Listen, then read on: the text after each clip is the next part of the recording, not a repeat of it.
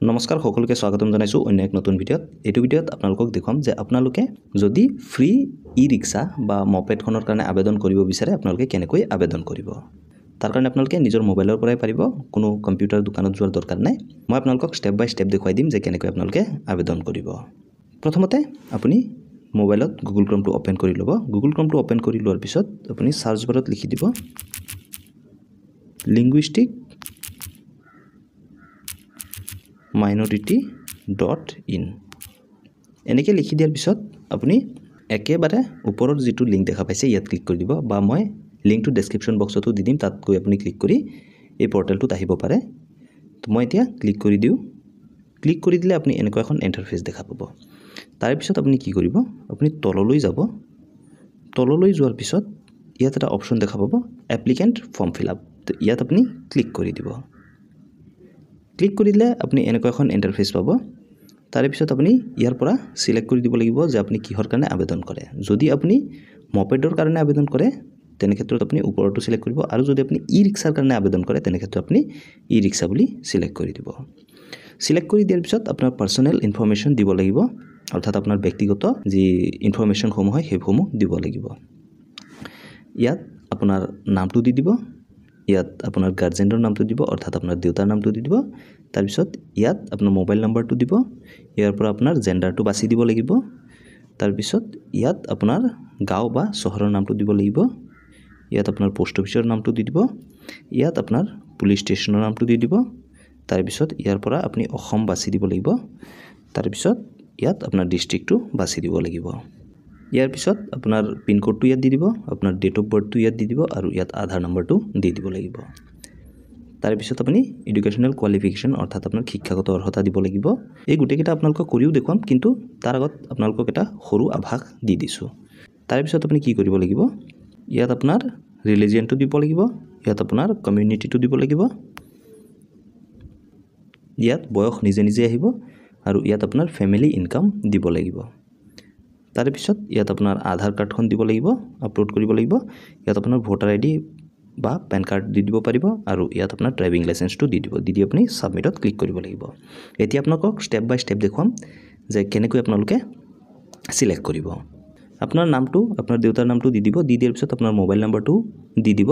দি দিয়াৰ পিছত আপুনি ইয়াত ছেক্সটো সিলেক্ট কৰি দিলে, যদি আপুনি পুৰুষ হয় তেনে ক্ষেত্ৰত মেল দি দিব, আৰু যদি মহিলা হয় তেনে ক্ষেত্ৰত আপুনি ফিমেল দি দিব। যিহেতু মই এজন মেলৰ কাৰণে আবেদন কৰিম, অৰ্থাৎ পুৰুষৰ কাৰণে, তেনে ক্ষেত্ৰত মই মেল দি দিলোঁ। দি দিয়াৰ পিছত ইয়াত গাঁৱৰ নামটো লিখি দিম, ইয়াত পোষ্ট অফিচটো লিখি দিম, ইয়াত পুলিচ ষ্টেচনটো লিখি দিম। চিলেক্ট ষ্টেট যিটো অপশ্যন দেখা পাইছে ইয়াত মই আছাম চিলেক্ট কৰি দিম। আছামটো চিলেক্ট কৰি দিয়াৰ পিছত জিলাখন অট'মেটিকেলি আহি যাব। ইয়াত যদি আপুনি ক্লিক কৰিব আপোনাৰ জিলাৰ নামৰ লিষ্ট আহি যাব। তাৰে পৰা আপুনি আপোনাৰ নিজৰ জিলাখন বাছি ল'ব। মই নগাঁৱৰ হয়, মই নগাঁও দি দিলোঁ। তাৰে পিছত মই ইয়াত পোষ্টেল পিনক'ডটো দি দিম। দি দিয়াৰ পিছত ইয়াত ডেট অফ বাৰ্থটো দি দিব লাগিব। তো ডেট অফ বাৰ্থটো যদি আপুনি ক্লিক কৰিব, ক্লিক কৰিলে এনেকুৱা এখন ইণ্টাৰফেচ পাব। তো প্ৰথমতে আপুনি কি কৰিব, কোনটো চনত জন্ম হৈছে সেইটো চিলেক্ট কৰাৰ কাৰণে আপুনি প্ৰথমতে 2025ত ক্লিক কৰি দিব। ক্লিক কৰি দিলে এনেকুৱাকৈ আহি পৰিব। তাৰে পিছত আপুনি আপোনাৰ নিজৰ জন্মৰ চনটো বাছি ল'ব। ধৰি লওক মোৰ 1998ত জন্ম হৈছে, 1998 চিলেক্ট কৰি দিলোঁ। এতিয়া ধৰি লওক মোৰ 12 জানুৱাৰীত জন্ম হৈছে। তো মই কি কৰিম, এতিয়া ইয়াত ক্লিক কৰি দিম। তো ইয়াত ক্লিক কৰি দিলে মাহবিলাক আগলৈ গৈ আছে, আপোনালোকে চাব পাৰে। মে', এপ্ৰিল, মাৰ্চ, ফেব্ৰুৱাৰী, জানুৱাৰী। জানুৱাৰীৰ 12 তাৰিখ। তো এতিয়া ইয়াৰ পৰা 12 দি দিম। এতিয়া চিলেক্ট কৰি দিয়াৰ পিছত ইয়াত যিটো ছেট অপশ্যন দেখা পাইছে ইয়াত ক্লিক কৰি দিম। তো ক্লিক কৰি দিলে আপোনালোকে চাব পাৰে তাৰিখটো ছেট হৈ গৈছে, অৰ্থাৎ ডেট অফ বাৰ্থটো ছেট হৈ গৈছে। এতিয়া ইয়াত মোৰ আধাৰ নম্বৰটো দি দিম। দি দিয়াৰ পিছত ইয়াত শিক্ষাগত অৰ্হতাটো চিলেক্ট কৰিব লাগিব।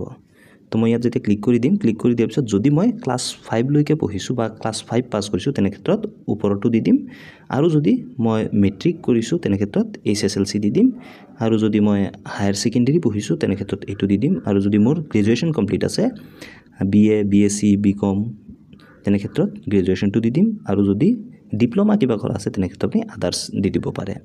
যদি আপুনি আদাৰ্ছ দিয়ে তেনে ক্ষেত্ৰত কিন্তু আপোনালোকে ইয়াত লিখি দিব লাগিব যে ডিপ্ল'মা ইন অমুক, বা যিহত আপুনি ডিপ্ল'মা কৰিছে সেই কোৰ্চটো লিখি দিব লাগিব। আৰু যদি আপুনি বোলে মেট্ৰিক পাছ কৰিছে তেনে ক্ষেত্ৰত আপুনি HSLC দি দিব পাৰে তাৰ পিছত এতিয়া ৰিলিজিয়নটো আপুনি ইয়াৰ পৰা বাছি ল'ব লাগিব হিন্দুইজমে থাকিব ইয়াত এটা অপচনে দিয়া আছে ইয়াত আপোনালোকে চাব পাৰে do not apply if you are from minorities Muslim Buddhist Christian Sikh Jain and Parsi তো আপোনালোকে এইকেইটা কমিউনিটিৰ যদি হয় তেনে ক্ষেত্ৰত কিন্তু আপোনালোকে আবেদন নকৰিব তাৰপিছত ইয়াত আহিছে কাষ্ট আপুনি কাষ্টটো সিলেক্ট কৰি দিব লাগিব আপুনি যেতিয়া ক্লিক কৰি দিলে ইয়াত চাব পাৰে যে বেংগলী হিন্দী আদাৰ্স আছে আপুনি ইয়াৰে ভিতৰত যোনটো হয় আপুনি যদি বেংগলীৰ হয় তেনে ক্ষেত্ৰত আপুনি বেংগলী দি দিব যদি হিন্দী হয় হিন্দী দি দিব তাৰে পিছত আপুনি কি কৰিব ইয়াত আপোনালোকে চাব পাৰে যেতিয়া আপুনি বেংগলী দিব ইয়াত কোনো লিখাৰ প্ৰয়োজন নাই আৰু যদি আদাৰ্স দিলেহেঁতেন ওপৰত তেনে ক্ষেত্ৰত কিন্তু ইয়াত আপুনি লিখি দিব লাগিলেহেঁতেন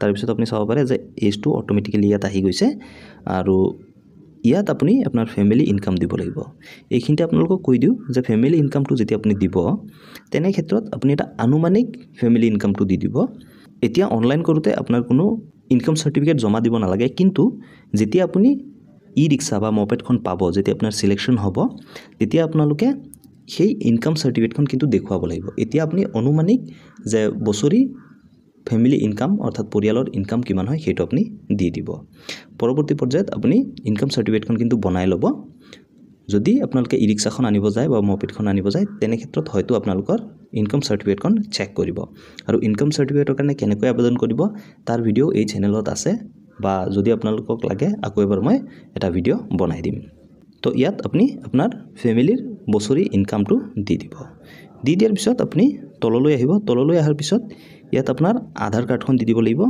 আপোনালোকৰ আধাৰ কাৰ্ডখন PDF ফৰ্মেটতহে দিব 500 KBৰ ভিতৰত দিব তাৰপিছত ইয়াত আপোনাৰ ভোটাৰ ID বা পেন কাৰ্ড দিব অনলি PDF ফৰ্মেটহে সাপোৰ্ট কৰিব আপোনালোকে ফটো মাৰি সেটা আকৌ PDFত কনভাৰ্ট কৰি আপোনালোকে দিব পাৰিব তো যদি আপোনালোকক লাগে যে ফটোটো কেনেকৈ PDF লৈ কনভাৰ্ট কৰে তাৰ ভিডিঅ' আপোনালোকৰ কাৰণে সেপাৰেটলি লৈ আনিম আপোনালোকে কমেন্ট সেকশনত জনাই দিব তাৰে পিছত একেবাৰে তলত আপুনি ইয়াত আপোনাৰ ড্ৰাইভিং লাইসেন্সখন দি দিব PDF ফৰ্মেটত তো এইকেইটা দি দিয়াৰ পিছত আপুনি কি কৰিব ইয়াত সাবমিটত ক্লিক কৰি দিব সাবমিটত যেতিয়া আপুনি ক্লিক কৰিব এনেকুৱাকৈ ইন্টাৰফেস পাব তাৰ পিছত আপুনি কি কৰিব আপোনাৰ মোবাইলত এটা OTP আহিব যোনটো নম্বৰ আপুনি দিছে সেই নম্বৰটোত এটা OTP আহিব সেই OTPটো আপোনালোকে এইটো বক্সত ভৰাই ভেৰিফাইড ক্লিক কৰি দিব OTPটো ভৰাই দিলো এতিয়া ভেৰিফাইড ক্লিক কৰি দিম ভেৰিফাইড ক্লিক কৰিলে OTP ভেৰিফাইড সাকসেসফুলি দেখাব ওকে ক্লিক কৰি দিব ক্লিক কৰি দিলে আপোনাৰ যি এপ্লিকেশন হয় সেইখন এনেকে আহি যাব আৰু এই এপ্লিকেশন ফৰ্মখন আপোনালোকৰ যদি সিলেক্ট হয়